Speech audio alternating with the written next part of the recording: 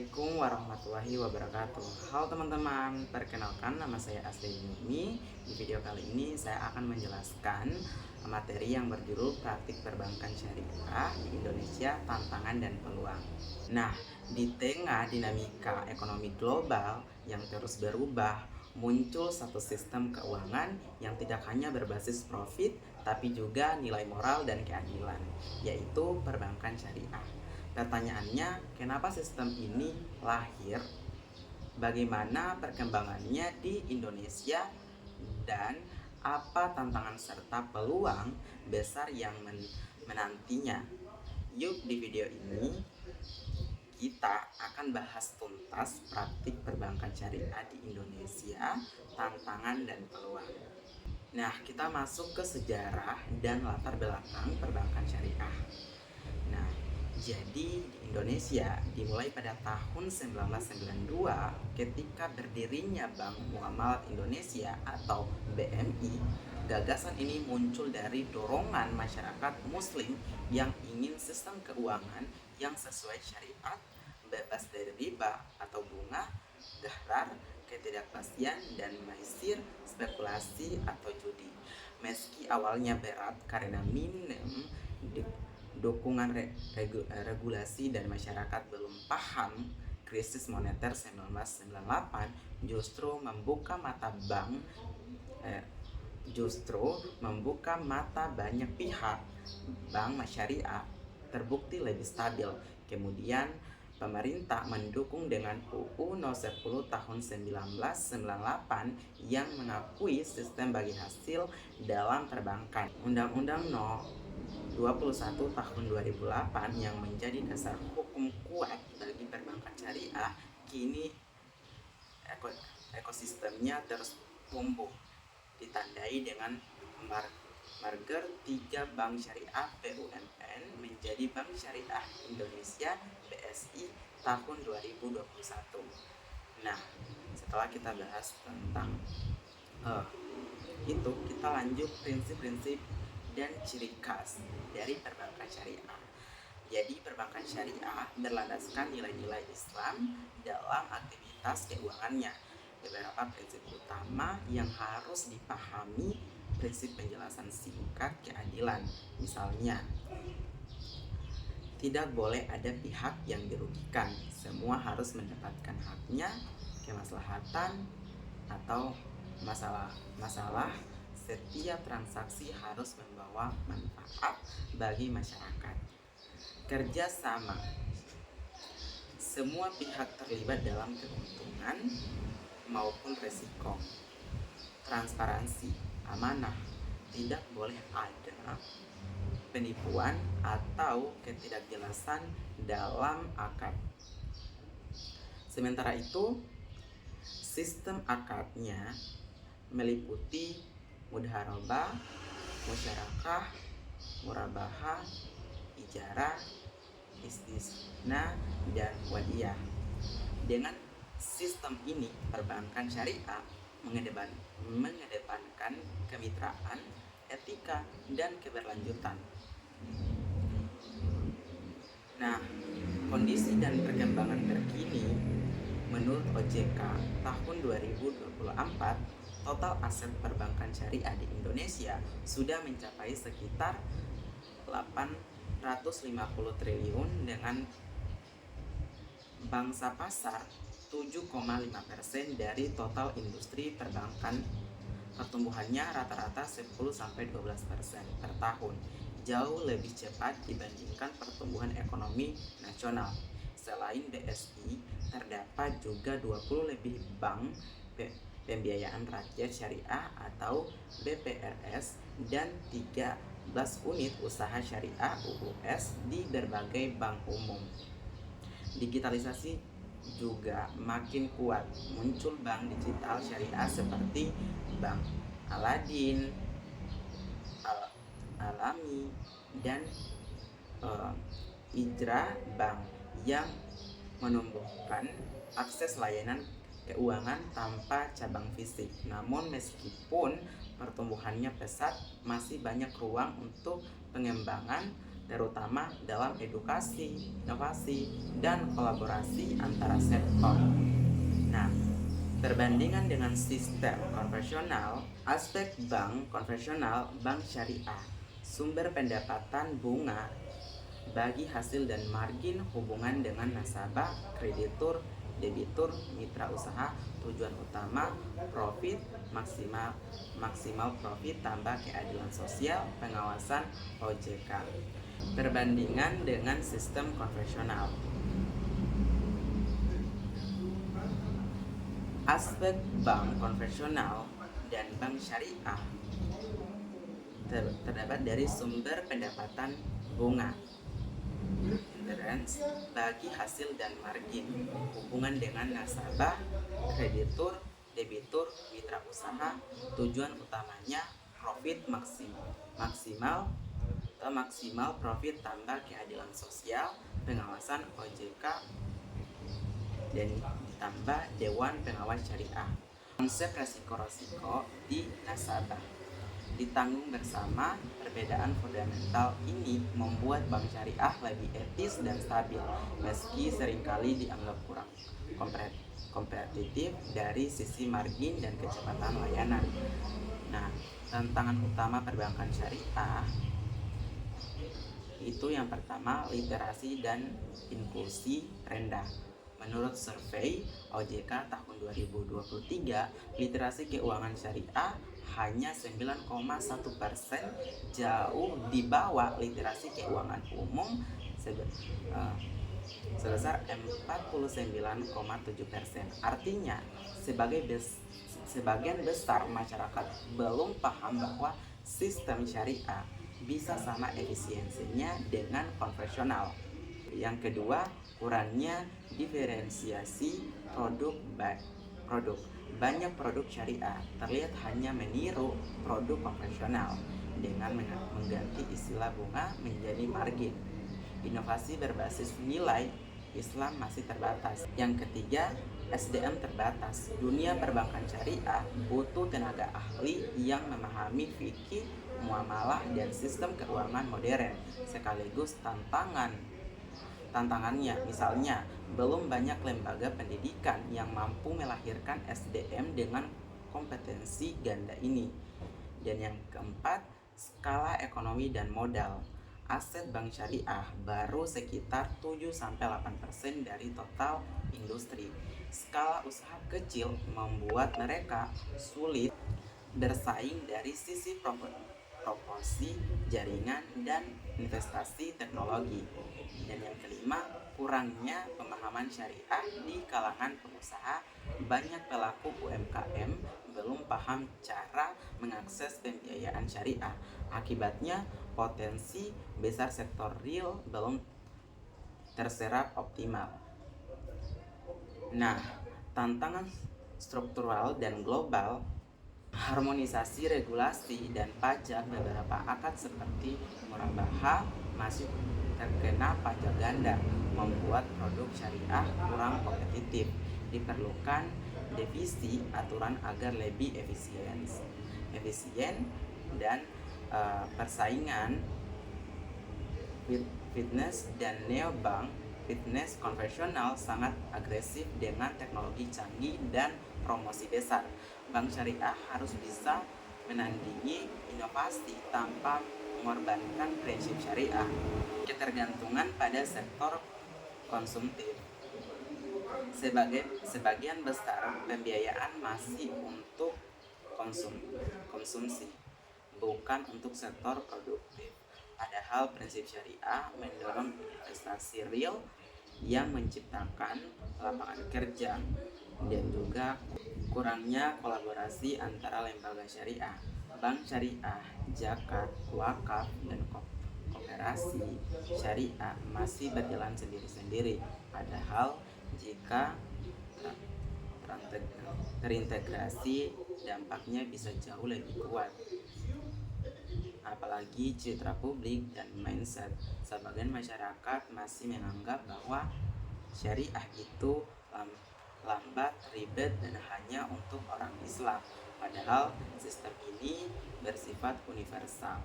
Siapapun bisa menggunakan karena berbasis keadilan dan transparansi. Masuk ke poin peluang besar yang terbuka. Nah, pasar muslim terbesar di dunia dengan 87% penduduk muslim, Indonesia adalah lahan strategis untuk ekonomi syariah. Bayangkan jika setengahnya saja menjadi nasabah aktif, dampaknya sangat besar bagi ekonomi nasional. Yang kedua, dukungan pemerintah dan global. Dan yang kedua, dukungan pemerintah dan global.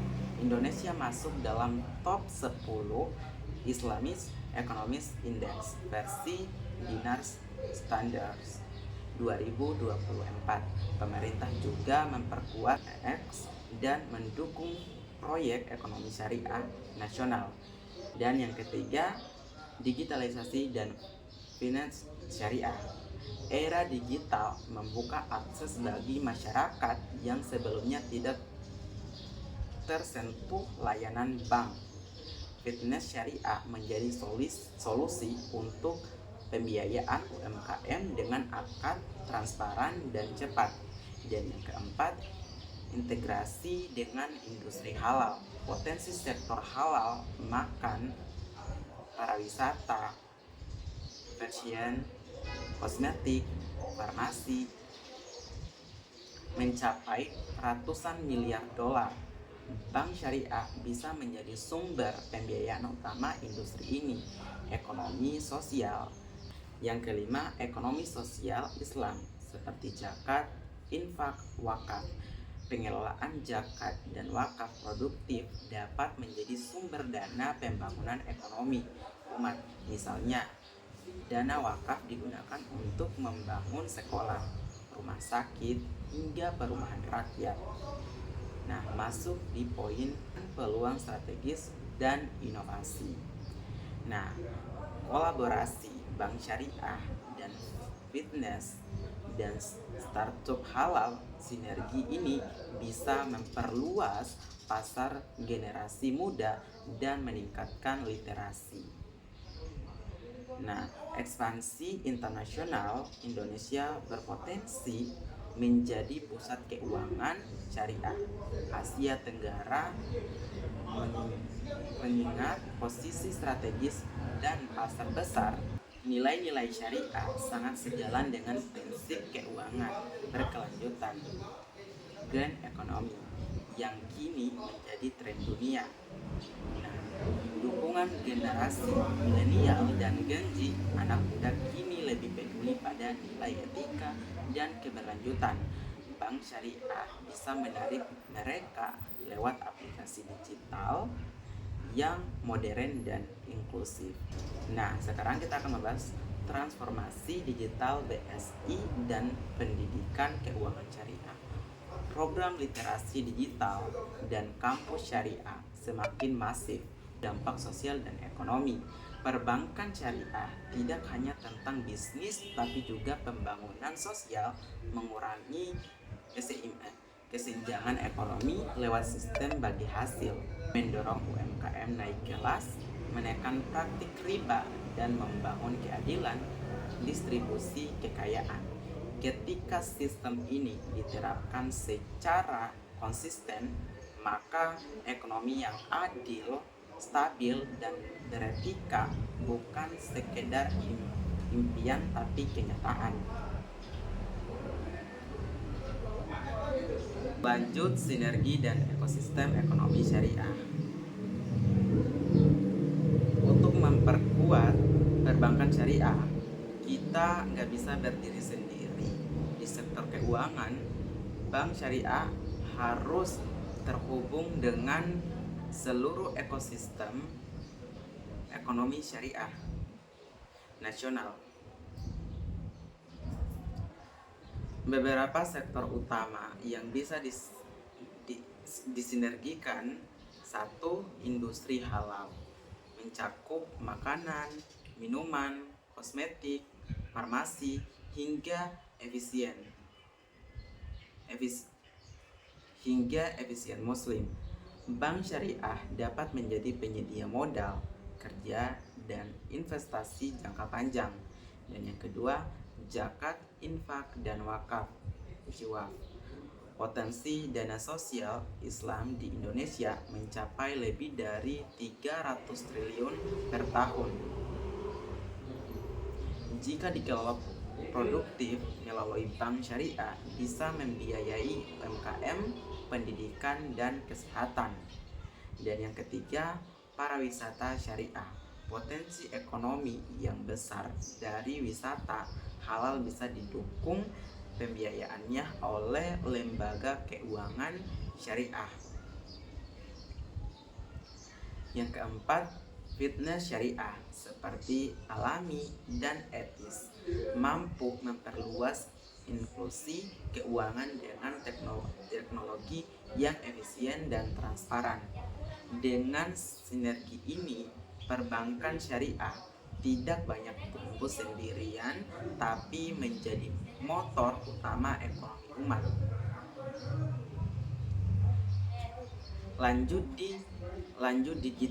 Lanjut digitalisasi dan revolusi teknologi keuangan syariah. Era digital saat ini mengubah cara masyarakat berinteraksi dengan layanan.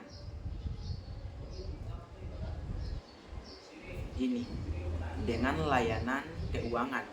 Bagi perbankan syariah, digitalisasi bukan hanya pilihan, tapi keharusan beberapa transformasi besar yang sedang terjadi.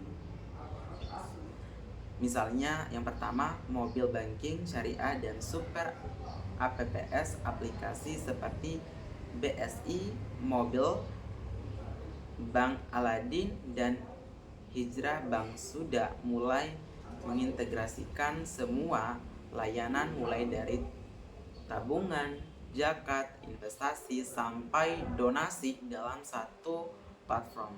Dan yang kedua, blockchain syariah. Teknologi blockchain memungkinkan transaksi berbasis akad yang otomatis, aman, dan transparan.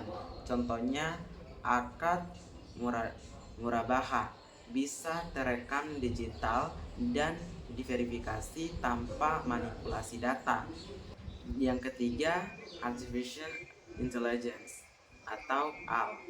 AL membantu bank syariah memahami kebutuhan nasabah, membantu kepatuhan syariah, dan meningkatkan layanan pelanggan secara otomatis.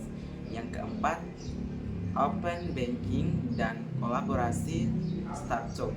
Kolaborasi antara bank syariah dan startup digital menciptakan ekosistem yang inklusif seperti platform crowdfunding syariah,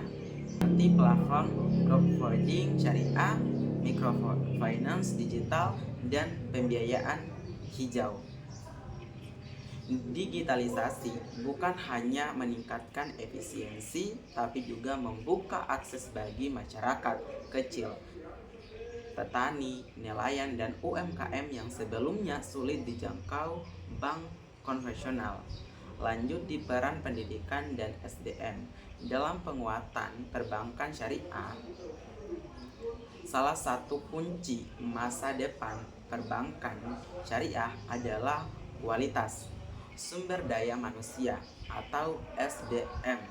Tantangan besar saat ini adalah masih kurangnya tenaga profesional yang menguasai dua hal sekaligus. Yang pertama, fikih, muamalah, dan yang kedua, keuangan modern dan digital. Langkah-langkah yang sedang dan perlu dilakukan: 1. Kampus syariah dan program ekonomi Islam. Banyak universitas kini membuka jurusan ekonomi syariah dan perbankan syariah. Tapi ke depan kurikulumnya perlu lebih praktis dan berbasis industri digital. Yang kedua, sertifikasi kompetensi syariah, DSN, MUI, dan OJK. Tenaga perbankan perlu memahami akad dan prinsip syariah dalam setiap transaksi. Dan yang ketiga, pelatihan digital dan manajemen risiko. Karena dunia perbankan modern berbasis data keamanan digital, SDM harus mampu beradaptasi. Lanjut di kolaborasi akademisi dan praktisi.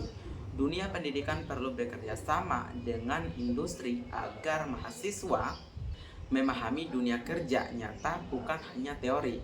Kalau SDM syariah kuat dan profesional, maka kepercayaan publik juga akan meningkat.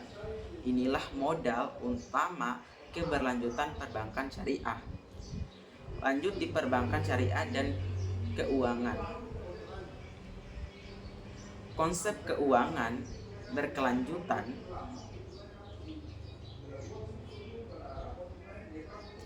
Konsep keuangan kini menjadi tren global dan menariknya nilai-nilai sejalan dengan prinsip Islam.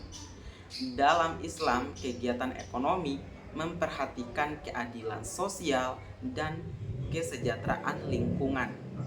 Islam, kegiatan ekonomi harus memperhatikan keadilan sosial dan kelestarian lingkungan.